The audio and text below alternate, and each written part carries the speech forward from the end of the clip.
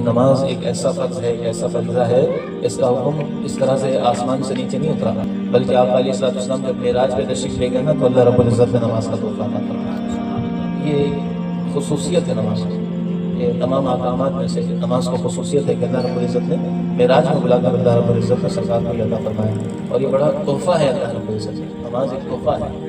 بندہ کہیں جاتا ہے تو توشہ لے کر جاتا ہے، یا کہیں سیر کے لیے جائے تو وہاں سے واپس آتے ہوئے کوئی تحائف لے کر آتا ہے، کوئی چیزیں لے کر آتا ہے۔ آقا علیہ الصلوۃ والسلام معراج کے سفر پر تشریف لے گئے تو اس سفر پہ واپس جو امت کے لیے تحفہ لے کر آئے وہ نماز کا تحفہ تھا۔ جو عیدت قرۃ عین فی الصلاۃ، سرکار نے فرمایا میری آنکھوں کی ٹھنڈک اللہ نے نماز میں رکھی ہے۔